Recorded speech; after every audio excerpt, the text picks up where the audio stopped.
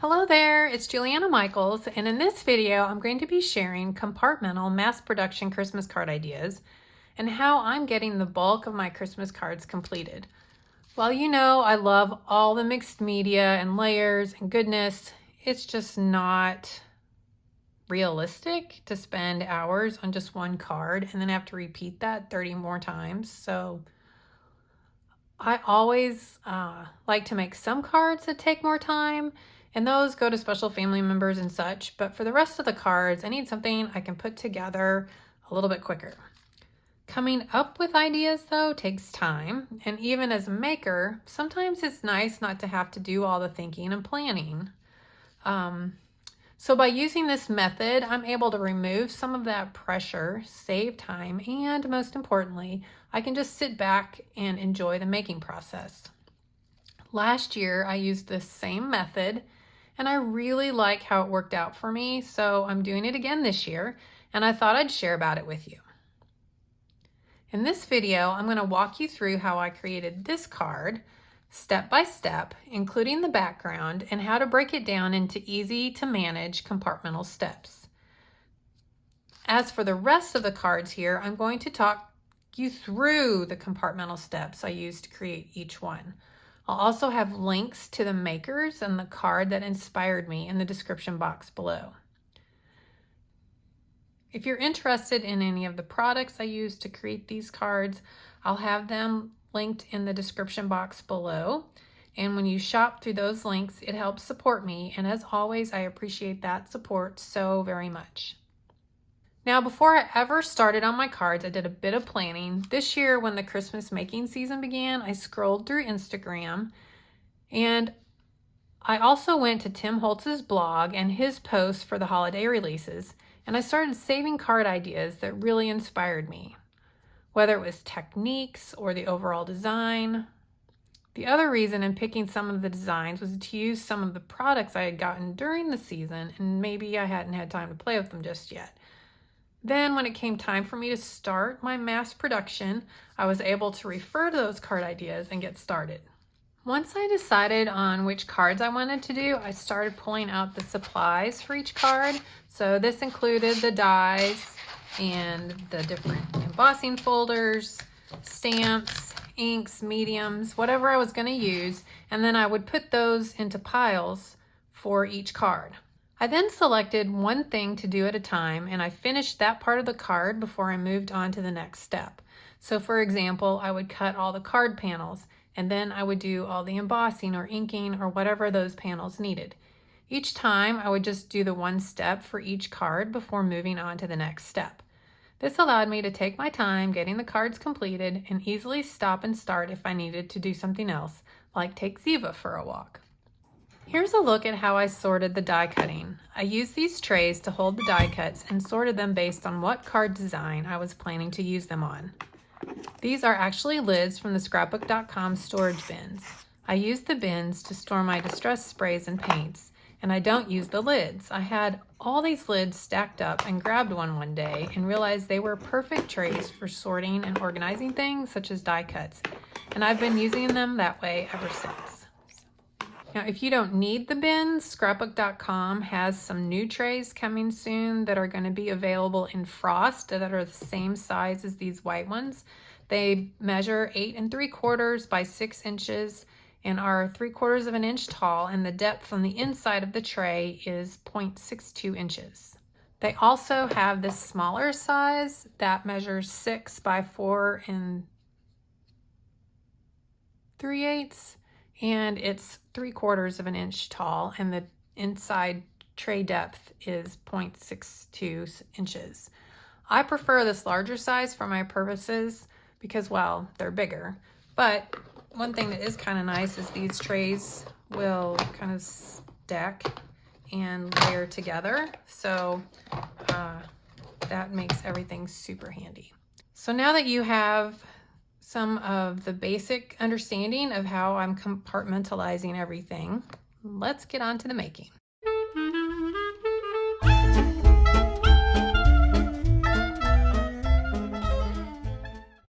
So the first card I want to share is this Joy to the World card, and this was inspired by KATH Stewart, one of the Tim Holtz makers, and I just really loved the colors and how she used this holiday knit embossing folder to create the background. For this card, to do the compartmental making, I cut card bases and the solid cardstock layer, and then I did all of the embossing on the blue paper. And to do the embossing, I inked the embossing, or I embossed the paper, and then I rubbed over it lightly with a pigment ink pad, and that's kind of how you get that kind of tone on tone look. And then the next step was to ink the edges of it with black soot oxide ink. So the white was done with just a white pigment ink.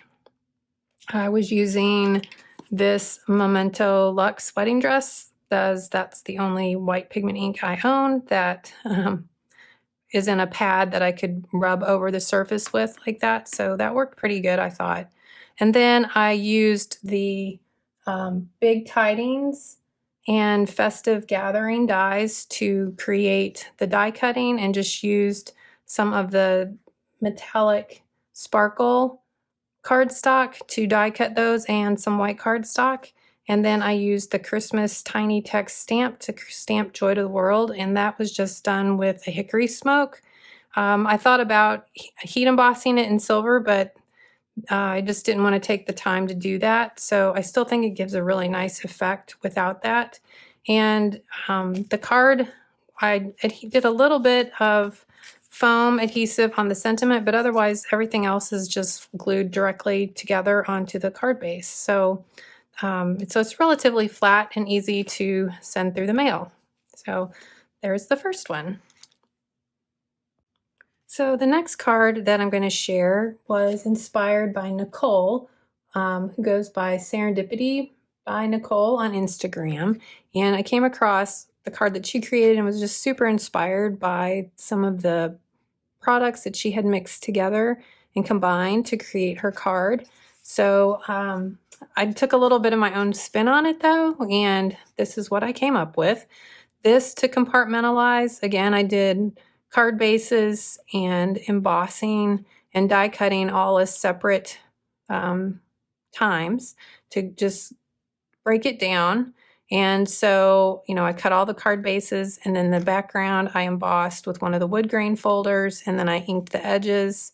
I die cut the globe piece, which is the destination, which I believe is a retired die, but I'm so thought it went perfectly with this, and that's one that she had used. And then I combined the Big Tidings and the Festive Gathering die cuts, and again, just did die cutting solid cardstock. This is some black craft stock, which I sanded, and I inked these. So again, I just broke it down and did all the Greenery die cutting, and then sat down and assembled those. And, you can kind of break it up in so many different ways to get through the process of creating all the components. And then once you have all them together, you're ready to go. The Big Tidings die I stamped using let me find that stamp here. It's a new one to me, so I'm not. So for the Big Tidings, what I did was stamp with the dots here from this Dots and Florals stamp set, and just stamped that in a archival black soot onto some off-white cardstock, and then die cut the words out. And again, that was just another part of the process. I did all the stamping on the cardstock, and then I did all the die cutting, and then, then assembling. And then as far as, the sentiment, again, just used the tiny text stamp set, Christmas stamp set. And this one I did go ahead and do the gold embossing just because I thought it would give a nice touch, but you could certainly stamp that in just black ink, and it would, or even red or green if you wanted something a little more festive. and it comes together pretty quickly. So definitely very much inspired by what Nicole created, and love how it turned out. This next set of cards was inspired after watching Tim's holiday hoopla, where he showed the gentleman dies here using this small wreath from the Christmas vault die set, and I just absolutely loved that concept. And and this is one of the gentleman die set is just one of my favorites, so I wanted to come up with just kind of a fun little way to use that to create some cards. So I layered it onto the plaid background, and for that one, I just kind of had fun die cutting different colors and different metallic craft stocks and just kind of made an assortment. And really with this, it was a matter of just mixing and matching and having fun with the color combinations and creating just a few of them so that they weren't all exactly the same. And then with the sentiments, I had stamped a bunch of the Joy to the World with the gold embossing that I'd used on this other card. And so I was, able to use some of those on these. And then I also did some with some silver embossing with a different sentiment just to coordinate with the silver on some of the cards. So again, that one came together super easy. It was, again, just a matter of doing all the die cutting for the background, then doing the die cutting for the embellishments, and then the stamping and the embossing, and then assembly. So these came together really quickly with that compartmentalized making.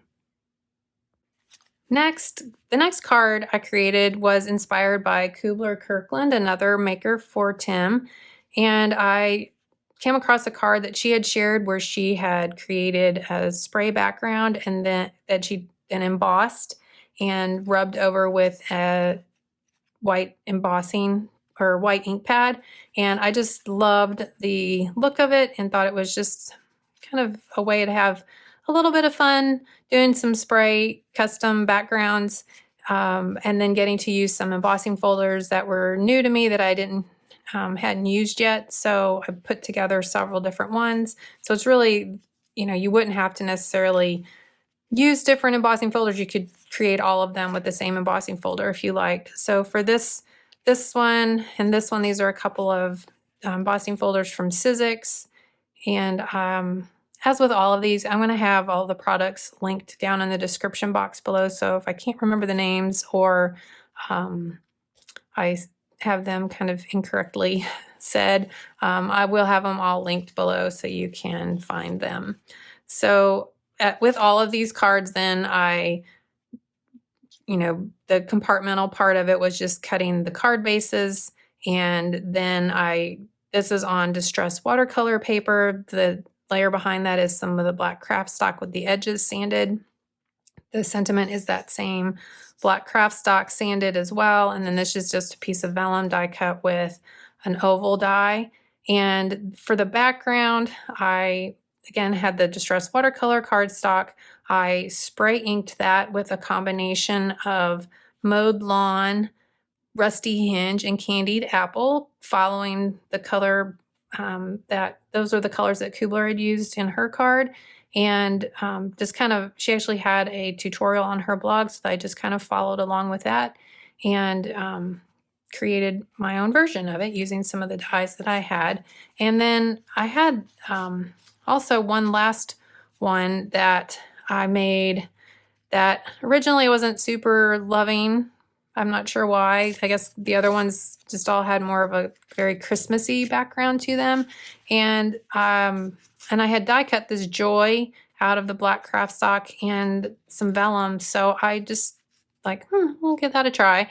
And again, another one of the gold embossed Joy to the Worlds that was extra. And so on this card, I added some white splatters and a little bit of some gilded foundry wax for some splatters. And this one actually almost ended up being, I actually kind of liked it better than these other ones. So the splatters, I tried something new for me, and it was the Dino Wakley gloss spray. And On a couple of these cards, the white showed up really well, and then on some of these, like this last one here, the white splatters didn't really show up. So I'm kind of tend to think that the paper needs to be really, really, really dry. The ink needs to be really, really dry.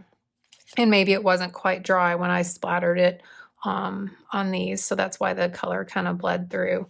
But still looking for the perfect white ink for splatters. So if you have any suggestions, leave me a comment. I'd love to know what you've used and had luck with.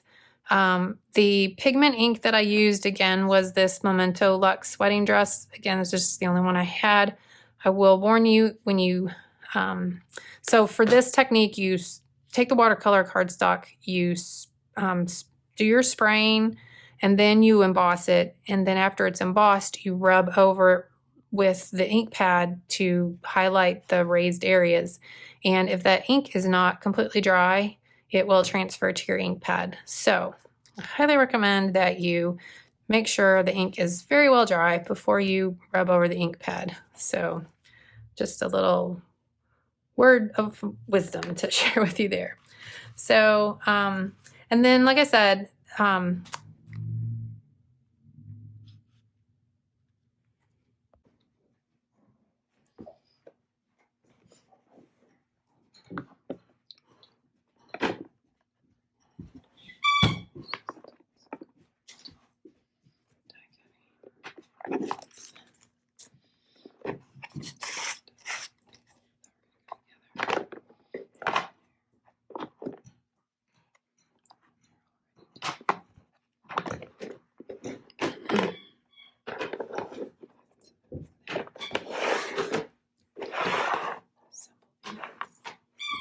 do some inking. So from there, I'm just going to assemble these and do some inking, adding some details that way. So from here, what I'm going to do is just take these various pieces, the candles and some vintage photo, a little finger dauber, and I'm just going to kind of ink the edges. And if you look on what the layers are, you can kind of tell like some spots that you don't necessarily need to ink because it's going to get covered up. And you can just hold it. Sometimes that's a little easier on some of these little pieces.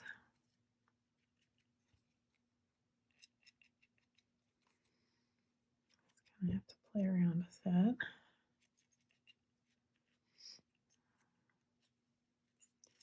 It doesn't have to be perfect. You're just trying to get a little interest added on. So as you can see, when you layer that one on top of that one, some of those pieces are covered. So you don't necessarily need ink everywhere. So just save yourself a little time.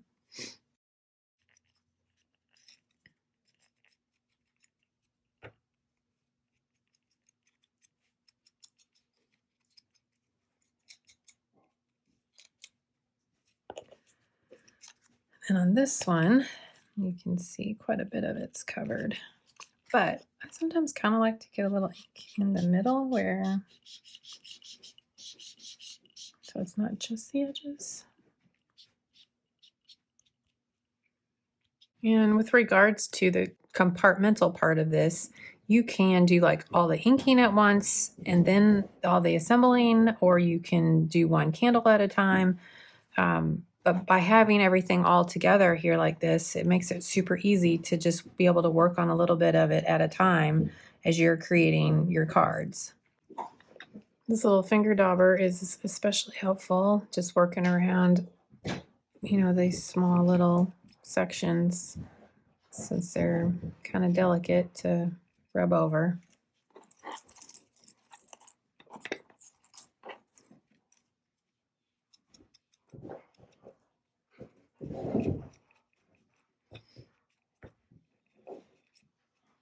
Again, it's not like it has to be perfect. So I mean, if you get some ink on somewhere a little bit that maybe more than you want, it's all good.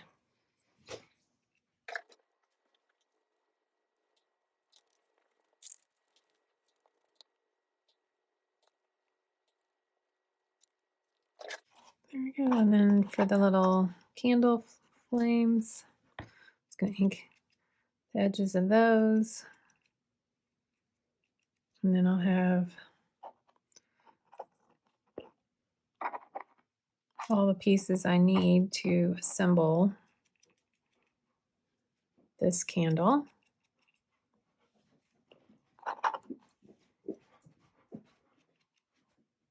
Again, like I said, this is kind of one of those things, the compartmental part of it can be, you know, as compartmentalized as you like it, depending on just, you know, what you're feeling at the time. And then just comes back to having everything all ready to go. And then you can, so you know, like I said, I sat down and did all my die cutting one day, and then now I'm sitting down and doing all of the inking, and then you can sit down and do all the assembling. So it's just kind of a personal preference as far as that goes. So I'm just going to continue inking these, and then I will go on to the next. And then from there, just, you know, use some adhesive. I like this fine tip precision tip on this Artiste glue from scrapbook.com, and then just adhere those different layers together. Another little trick when you're assembling these dies is, see that little indentation there? And there's also another one in that corner. It's a little bit hard to see, but and get it in the light so you can see it. And that just helps you line up these next little layers as you add them on. Kind of use that as a guide. Just kind of line that up in there.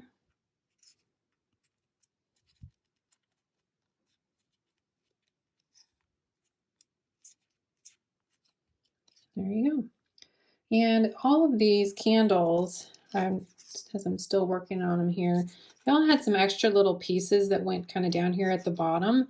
And I already know from the design that I've selected to create that these are going to pretty much be covered up. So I'm not going to worry about those pieces being added on. So that's always something too to think about when you're doing your card design, to save a little time, is, you know, are there any little pieces that you really are going to get covered up and that you don't need to see, or that you're not going to see? So why spend the time, you know, cutting and gluing those pieces? So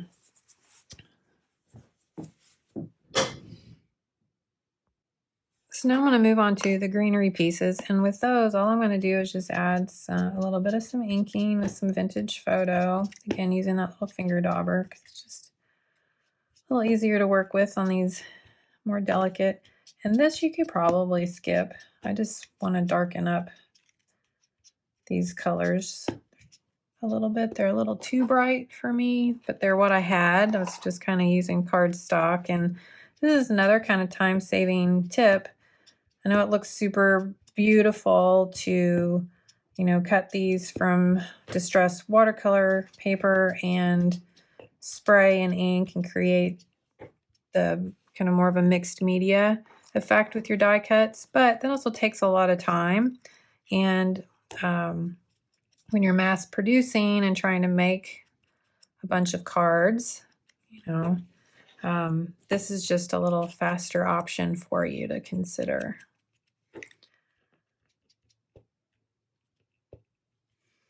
I'm just kind of putting a little brown on the stems, and then once I get all this inking done, I'll move on to the next step, which is adding some color to the berries.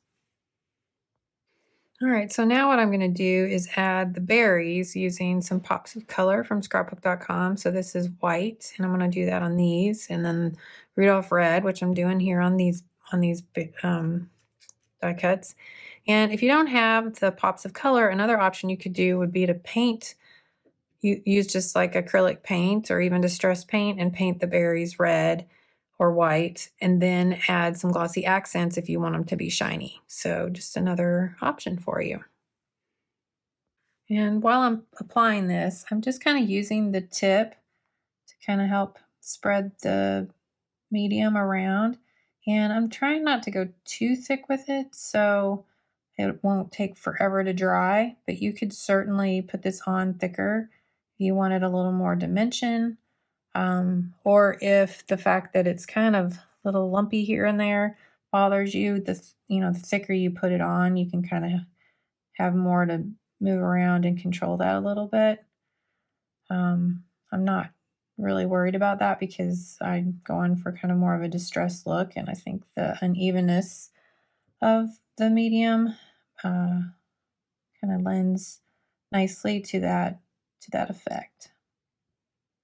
Another part of the compartmental making can be cutting your card panels. So here I've cut my distressed watercolor paper that I'm going to use to make a background with, then the next layer out of a craft stock, and then the final base layer. Now this base layer, with it being white, could also just be cut to the card size and folded in half instead of a panel. I just, out of habit, almost always just do panels and then apply them to my card bases.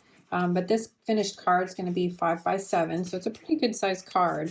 But again, back to that compartmental part of it, cutting your bases can just be another step along the way of putting this together. Now for the next part, since the once the pops of color is dry, the next step I'm going to do is to add some Snowfall grit paste to the die cuts and then sprinkle them with a little extra glitter using a glitter duster. And yeah, so kind of that open. All right, and so then I'm just gonna dab this on with a palette knife, and not a ton, just enough to add a little to each of these. Now, just so you know, this dries clear, so it's not white. If you want it to be white, you're going to need to use a different paste, and a different, like another option might be to use regular grit paste and then add the sprinkle to it. So then it would be white if you would prefer it to be white. And I'm just going to do a couple of these up. And so that while the paste is still wet, you're going to want to spray them with the glitter duster, and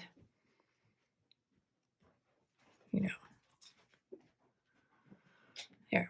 So then all you're going to do is spray. Now this is something you're going to want to do over your trash can because it will go everywhere. So you're not going to do it on top of your table here. So I'll do that off camera, and I'll just continue with the process of adding the Snowfall paste and the glitter. Now on some of these larger branches, I know that these, like you can even see with this one, I didn't even cut the whole piece because it's going to be tucked up underneath things. So there's really no need to put the Snowfall grit paste down on this lower part. I'm just going to kind of focus on the edges of the die cuts, and again, another just way to save some time and product.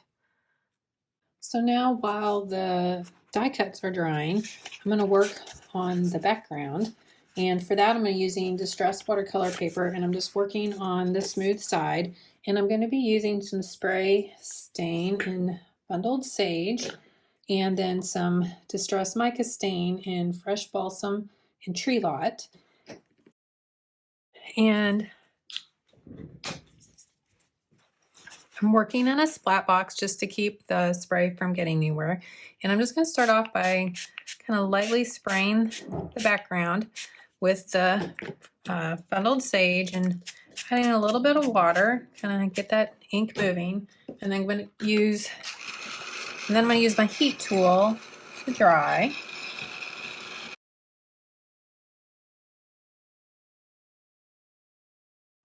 And while I have that spray already out, I'm just going to go ahead and do all that spraying.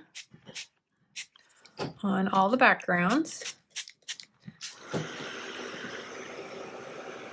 And again, just dry. You could also just set these to the side if you wanted to, but I kind of like getting them partially dry. Just kind of like the effect that gives.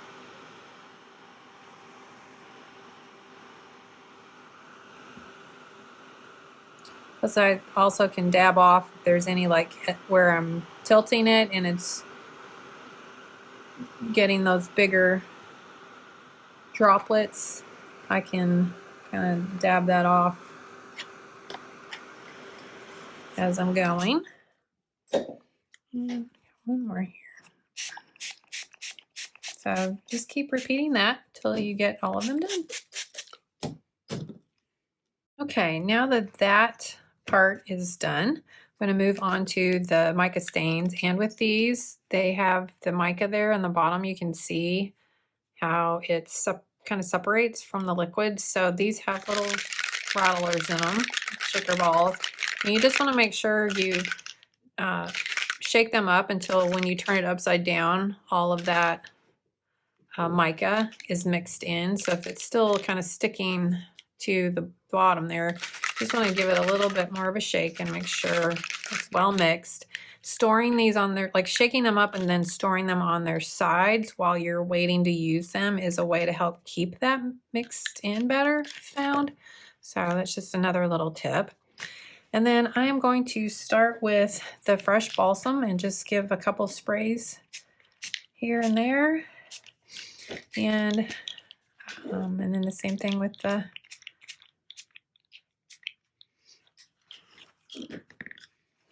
tree lot. So, and then when you're done, every time you use these, you want to make sure you wipe that nozzle off so that they don't get clogged. And for these, again, I'm going to just repeat the spraying and on each panel and doing all of that all at the same time. You can also spritz these with a little bit of water if you want to help, you know, kind of get those inks to flow around a little bit more. I'm not doing too much of that with this. And as you'll see, this mica stains are pretty heavy, and so they will cover up what's behind there if you're not careful. So just want to go kind of light with them. But if you wanted more of a solid color with these, you could also just skip that first step with the bundled sage and just make your whole background with the mica stains, which would be gorgeous too. So lots of options. It's really just a matter of playing around and trying a couple and seeing which ones you like. I mean, when I first did the first one of these, I, you know, did a little trial and error myself. So it's all part of the creative process. But once I figured out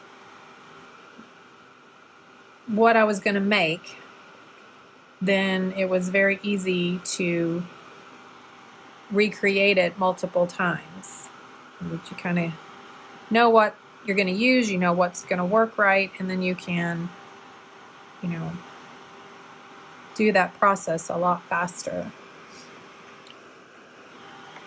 So I'm just going to continue drying these, and then we'll move on to the next step.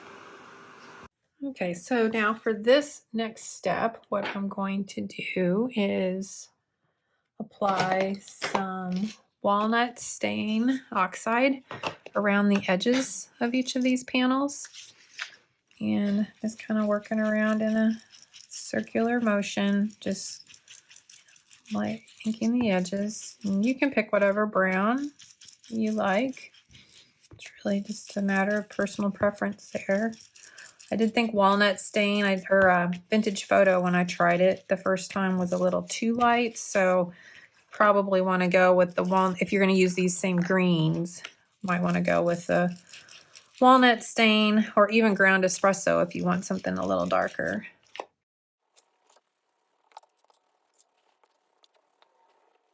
Okay, now that we have the inking done there. I'm going to spray each of these with my distress sprayer just to activate that oxide a little bit and to just create some interest in the pattern and design here. And I'm kind of slowly squeezing the trigger to create some larger water droplets. And then I'm just going to lay a paper towel over this. And you can see it activates that ink, and then you can lift it off, and then it just creates a really cool effect with those droplets. And then you can just take your heat tool and dry that. But there we are. So I'm just going to repeat that on the rest of the backgrounds. Now with the background, spray background done, the next step that I'm going to do on this is to add some black machine stitching around the outer edge. That again is another step you could definitely skip. And, you know, or if you wanted to, you know, originally, like if you had a die that maybe did stitching around the edge, you could do some stitching like that. At this point, stamping, I've not had super great luck stamping on top of the mica stain, but if you wanted to do some stitching stamping, I would definitely try that with a scrap and see what sort of ink would work best. Probably going to need some sort of a permanent ink like archival ink so that it doesn't bleed down through the mica stain. So just some ideas there. And the next step with the backgrounds then is, you know, after you do the stitching, then you're going to take the craft panels, and for those I'm just going to ink the edges of those as well. And you know, using that walnut stain, and you know, then you've got all of the panels ready to go, and then you can assemble those. I think that's just another one of the steps for compartmentally creating these cards. Then the next step, once you have all of the edges inked, because I also inked the edges of the white panel, is then just to use your adhesive of choice and start adhering all the different layers. And then you can have the whole background completed, and then you can finish off by adding the die cuts. For the sentiment on this card, I'm using this die and this Merry Christmas die. I think it's retired now, but I was able to find it,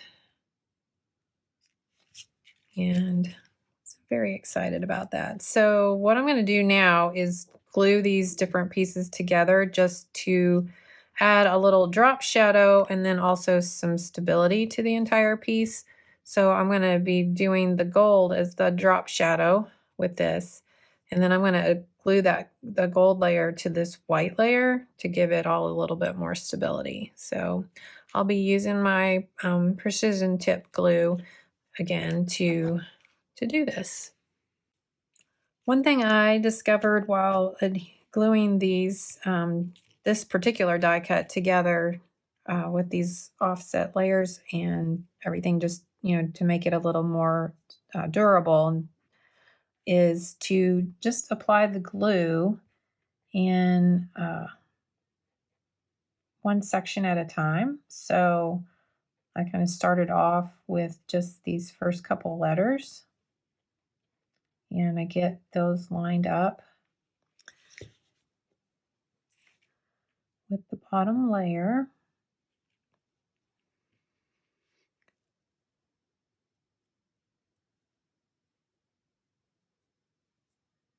I get that adhered. Let that be dry, and then from there you can kind of lift up and then apply the glue on this layer here, and again just working a little bit of a section at a time. And I would just kind of play, you know, if you're not using this exact die, this doesn't necessarily need to be done with other kinds of dies, but you know, ones that are really delicate like this, it seems like it makes it a lot easier to get things lined up. and you know, before the glue dries on you, or you get something stuck down and it's not lined up where you want it.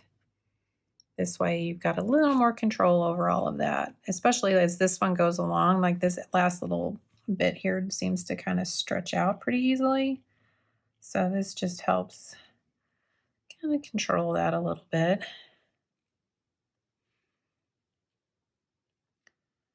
And just little dots of glue. You don't need a lot. Doesn't take as much glue as you think to hold paper together, especially, you know, just simple cardstock like this.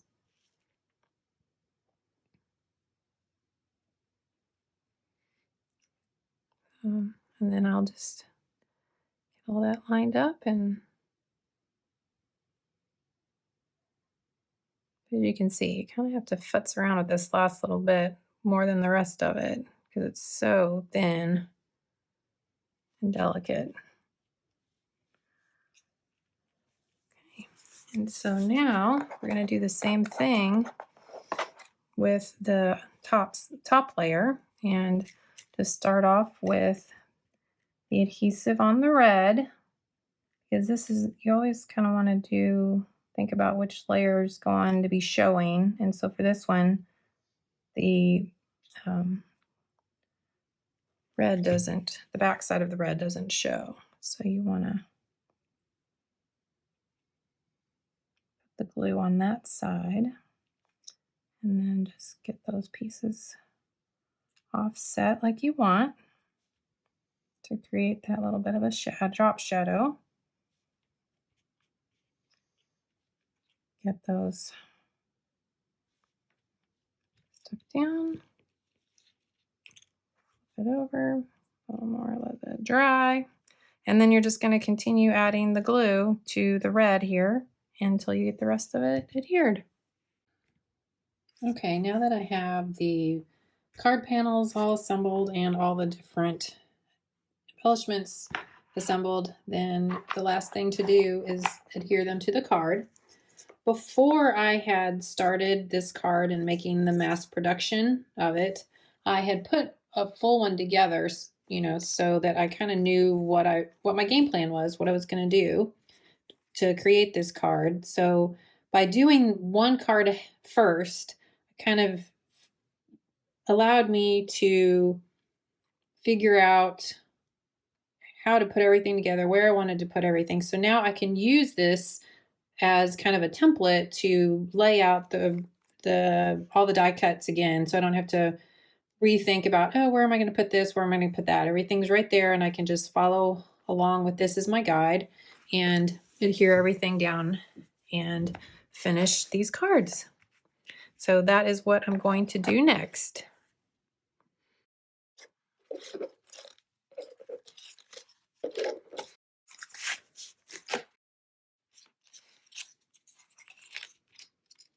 And to do that, I think I'm just going to use a variety of different adhesives, but some of this is just a little bit quicker to use an adhesive tape so that I don't have to wait for adhesive to dry. So I found it a little bit easier to do some of these that way. And go from there.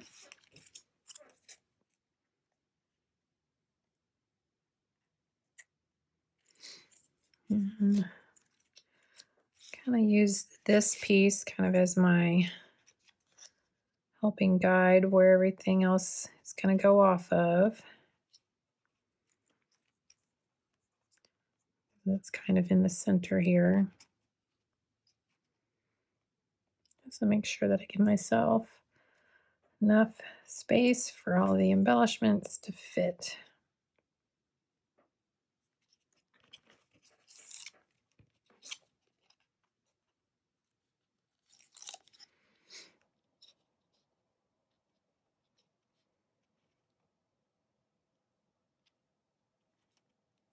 Oh, I forgot on these two, I need to do a little bit of foam tape instead of this tape.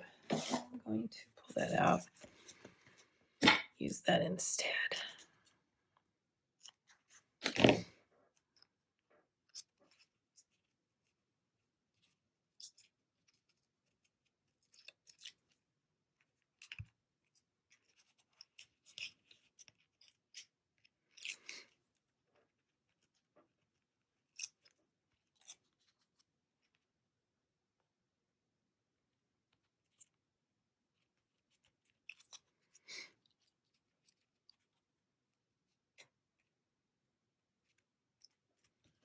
This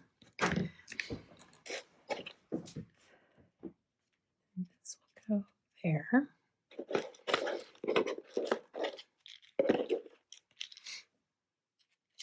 Then it's just going to be a matter of kind of tucking things in.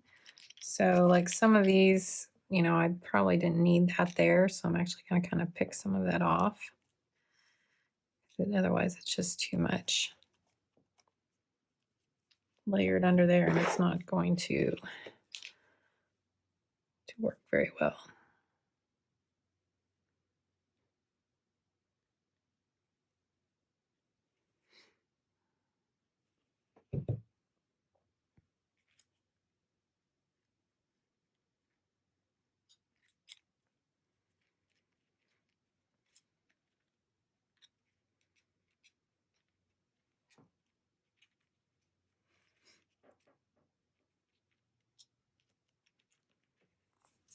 And you might have noticed I didn't put a lot of adhesive underneath these, and that's because I needed to be able to tuck these die cuts underneath there. So like on this one, I know for sure I'm not gonna use all of this when all fits. I'm just gonna cut that off.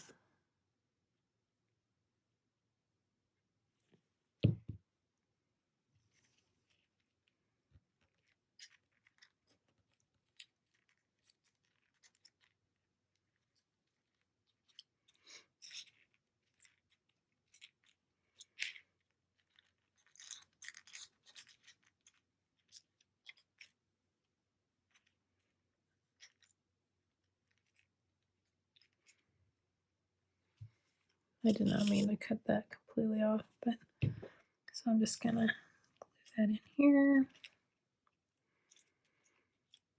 Stick down. Let's see. I'm getting all of the ones that go on the bottom glued down first.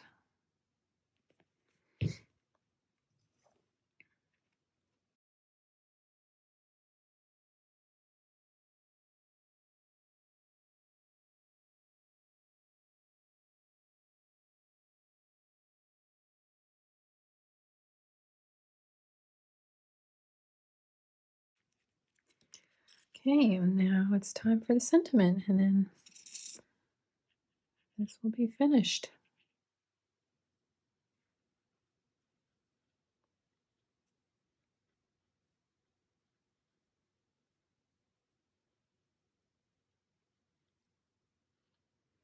Now when I'm gluing the sentiment down this time, I'm just going to put adhesive all over the whole thing, and just because it's a lot more sturdy now that it's got all those layers glued together.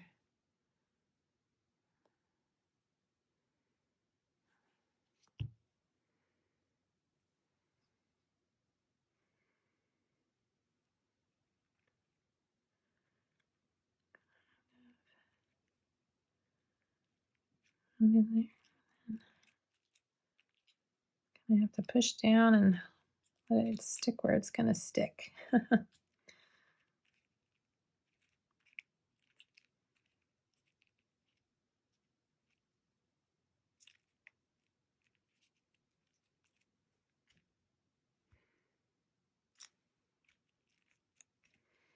Okay, so there we go. And then, oops.